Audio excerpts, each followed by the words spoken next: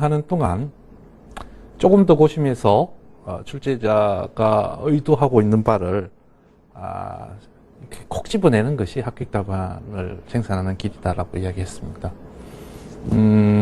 출제하는 사람들이, 문제를 만드는 사람들이 어떤 생각까지 하고 있는지 인원제를 가지고 마지막으로 한번 살펴보도록 하겠습니다.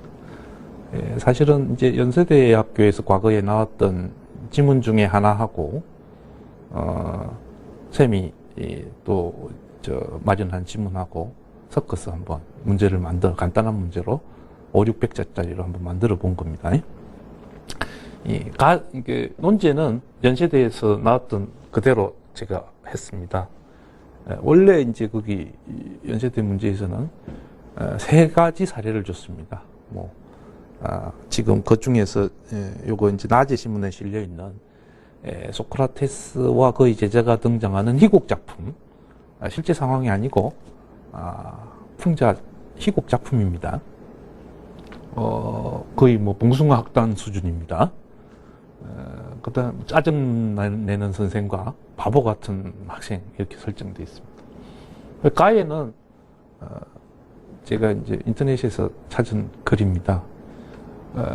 전통적으로 이제 인간은 언제 웃게 되는가? 웃음의 감정을 유발하는 요인이 뭔가에 관해서 과거부터 철학자들의 관심이 많았습니다. 왜? 개도 웃는다고 하지만 인간처럼 이렇게 온갖 비웃음까지 포함, 너트루섬 까지 포함해서 웃을 줄 아는 동물이 그렇게 많지 않기 때문에요. 전통적으로 이제 웃음에 관한 이론을 2가지로 분류하면, 하나 우월성 이론, 가장 흔한 거죠.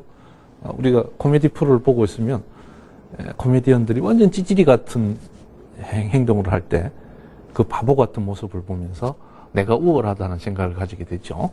그래서 그 개그맨들이 도저히 웃길 일이 없을 때 몽개그를 해서 망가지죠. 병신 같은 모습을 하는 거죠. 그러면은 시청자들은 그 찌질한 모습을 보면서 상대적으로 자기의 우월감을 확인한다는 거죠. 그 다음에 이제 모순 이론이 있습니다. 우리가 상식적으로 기대한 것이 배반당할 때, 썰렁 시리즈가 항상 그렇죠. 거창하게 나오다가 썰렁하게 된다든지, 그런 식입니다. 자, 이와 관련된 3사례를 주고 이제 각각의 경우 왜 웃게 되는지, 웃음을 유발하는 요인이 무엇인지, 그리고 그러한 웃음의 어떤 사회적 의미에 대해서, 그리고 웃음의 사회적 기능에 대해서 논술하라. 상당히 수험생들 입장에서는 당혹스럽고 곤혹스러운 문제일 수 있습니다. 네, 그걸 줄여서 쌤이 만들어 봤습니다. 가에는 이제 웃음을 유발하는 요인과 관련된 이론 중에서 우월성 이론을 뽑았고요. 그 다음에 나는 연세대에 나왔던 소크라테스와 그의 제자가 희화화되고 있는 희곡 작품을 그대로 실었습니다.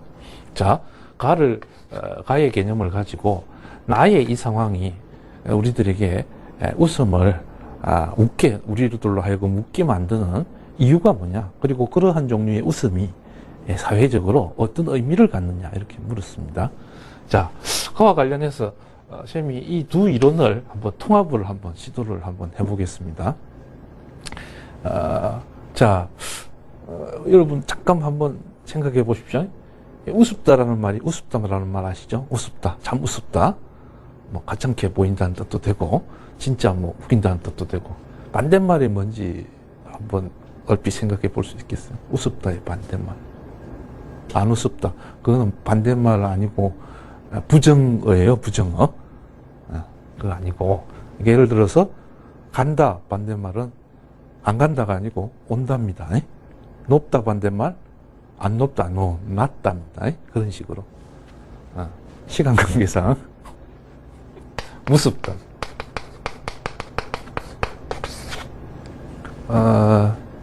세상에 이제 무서운 거 여러 가지 들 수 있죠. 이렇게 우락부락한 친구도 무섭고요. 귀신도 무섭고요. 근데 내가 어떤 대상에 대해서 무서운 감정, 두렵고 무서운 감정을 가지는 거요. 간단합니다. 그 대상이 내가 상대하기에 너무너무 무거운 존재이기 때문에 그렇습니다. 그러면 당연히 무서운 건 어때요? 상대방을 보니까 내가 충분히 감당할 수 있을 정도 가짠다는 거죠. 나를 압도하지 않는다는 뜻입니다. 자, 가볍다는 뜻이죠. 자, 이렇게 하면 이제 이 언어의 의미가 좀 분명해질 겁니다. 자, 여기서 쌤이 이제 이 그림을 그린 이유는 이런 겁니다.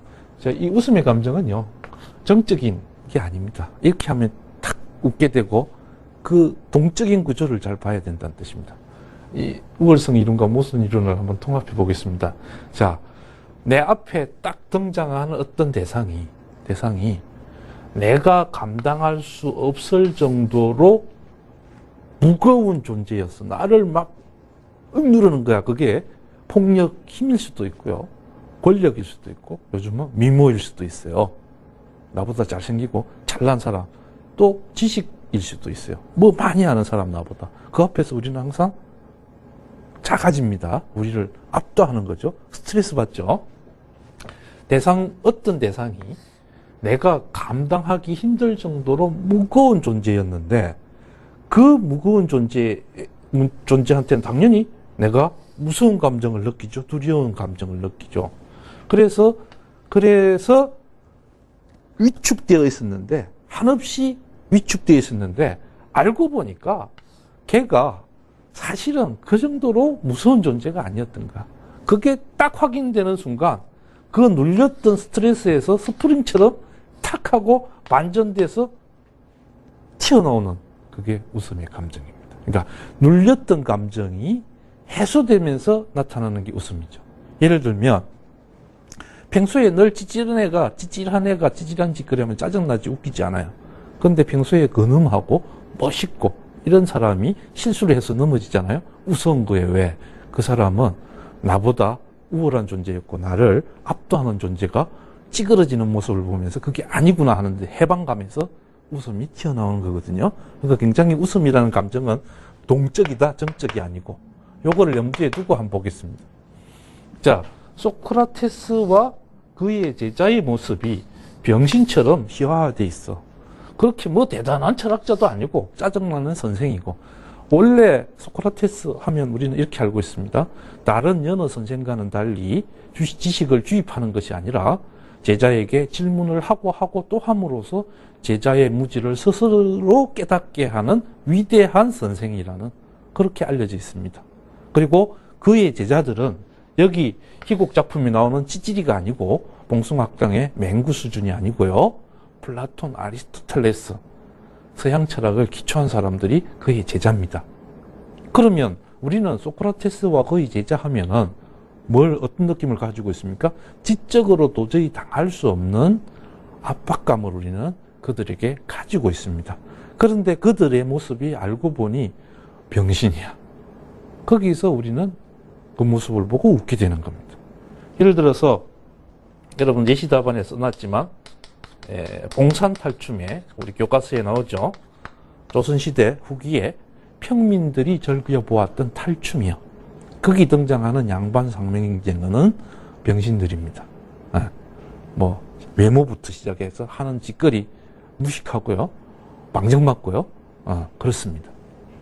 근데 왜 당시 평민들은 시장터에서 공연되는 그 봉산탈춤의 양반과장, 그 찌질한 양반들의 모습을 보고 배꼽을 잡고 웃었을까요?